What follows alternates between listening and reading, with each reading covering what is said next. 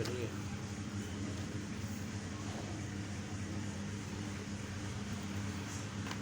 اعوذ باللہ من الشیطان الرجیم بسم اللہ الرحمن الرحیم وقال اللہ لا تتخذوا الہین اثنین انما هو الہ واحد فإیایا فارہبون وله ما في السماوات والأرض وله الدين واصبا أفغير الله تتقون وما بكم من نعمة فمن الله ثم إذا مسكم الضر فإليه تجأرون ثم إذا كشف الضر عنكم إذا فريق منكم بربهم يشركون ليكفروا بما آتيناهم فتمتعوا فسوف تعلمون ويجعلون لما لا يعلمون نصيبا مما رزقناهم تالله لتسألن عما كنتم تفترون صدق الله مولانا العظيم وصدق رسوله النبي الأمي الكريم ونحن على ذلك لمن الشاهدين والشاكرين والحمد لله رب العالمين.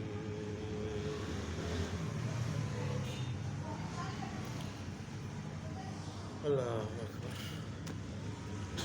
کل کی آیات میں اللہ تبارک و تعالیٰ نے منکرین قرآن کو اور منکرین رسالت کو مختلف سخت سزاؤں کی وعید فرمائی تھی کہ جو لوگ میرے حبیب کی رسالت کا انکار کر رہے ہیں اور کو تکلیفیں پہنچا رہے ہیں، ستا رہے ہیں، قرآن کا انکار کر رہے ہیں اور پھر قرآن کے ماننے والوں کو ستا رہے ہیں،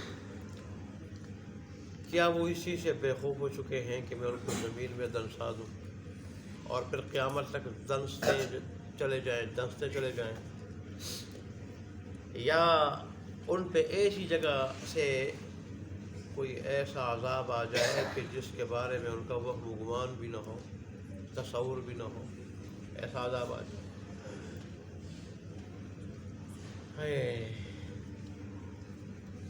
یا اللہ تبارک و تعالیٰ ان کو چلتے پھرتے ہوئے پکڑ لے،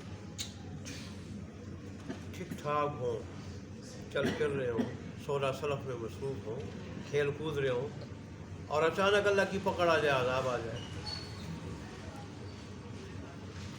بہت ساری اس کی مثالیں ملتی ہیں دنیا میں.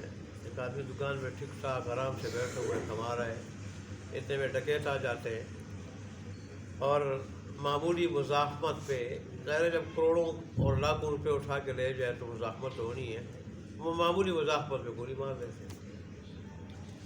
ایسے ہی گاڑی میں چلتے ہوئے وہ حادثہ ہو جاتا ہے. میرا ایک شاگرد ہے، خود شادی کے لیے جا رہے تھے آزاد کشمیر، 2 کاروں میں بیٹھے. ایک کار تو صحیح سلامتی کے ساتھ وہ آگے گئے اور ایک چوک پہ جب پہنچے تو اس کار کو حادثہ ہوا.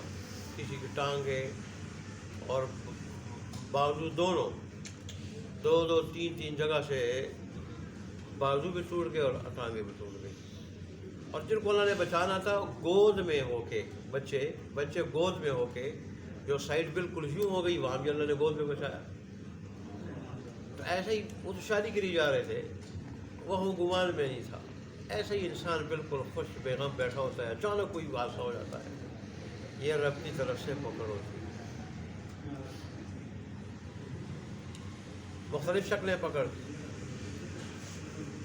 ہاں اگر آدمی اللہ کا فرمان بردار ہے، مطیع ہے، اس کے اوپر کوئی مصیبت آتی ہے، آزمائش آتی ہے، تو یہ اللہ تبارک و تعالیٰ کی طرف سے آزمائش ہوتی ہے درجہ بڑھانے کے لیے.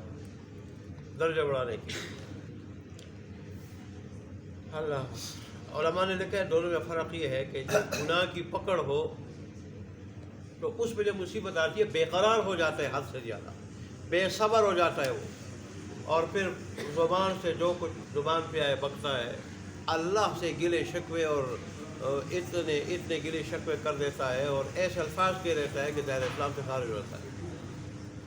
اور جو نیک فرمان بردار ہو اس کو اللہ حوصلہ دے دیتا ہے، صبر دے دیتا ہے.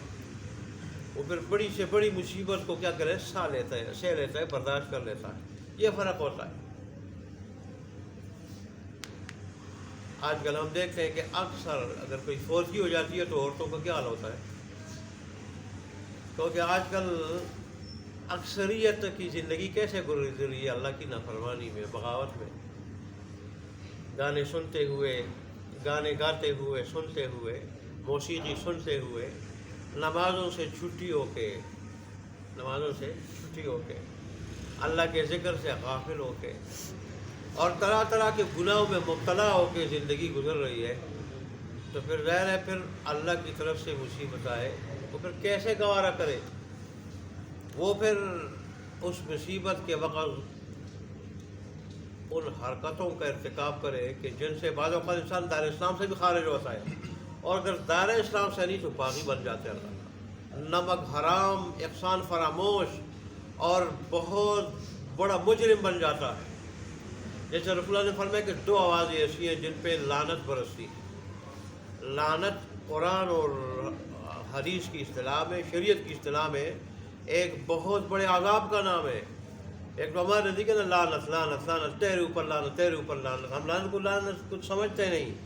اللہ کے نزدیک لعنت کیا ہے کہ کوئی آدمی اللہ کے عذاب کا، غضب کا شکار ہو جائے اور رحمت سے محروم ہو جائے.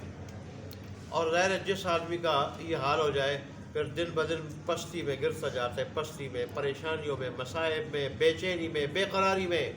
جیسے اللہ نے یہود کے بارے میں ارشاد فرمایا کہ علم رکھتے ہوئے انہوں نے میرے احکام پہ عمل نہیں کیا. تورات کا علم رکھتے ہوئے تورات پہ عمل نہیں کیا، اس میں تحریف کی، حق کو چھپایا. غریب کے لیے کچھ تھا اور امیر کے لیے کچھ تھا، اور اس طرح انہوں نے میرے احکام کو جاننے کے باوجود چھپایا اور بیچا. تو میں نے کیا کر دیا، میں نے ان کے پیچھے لعنت لگا دی. اللہ خود فرمانے اس لعنت کا نتیجہ کیا نکلا. لعنت کا نتیجہ یہ نکلا کہ دنیا میں ایسے ذلیل اور خوار ہوئے، ایسے مبغوض ہوئے اور ایسے قابل نفرت ہوئے کہ پوری دنیا میں کہیں یہود کو سر چھپانے کی جگہ نہیں ملتی. جس ملک، جس خطے میں جاتے ہیں وہاں اپنی باطنی خباثت کی وجہ سے خطے والے ان کو بھگا دیتے ہیں وہاں سے.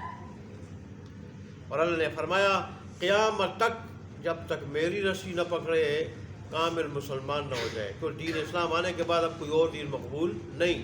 جیسے رسول اللہ نے خود ارشاد فرمایا میرے آنے کے بعد، میرے دین کے آنے کے بعد پوری دنیا میں کہیں یہودی ہو یا عیسائی ہو، جب تک مسلمان ہو کے مجھ پہ ایمان نہیں لائے گا، دین اسلام پہ، قرآن پہ، تو وہ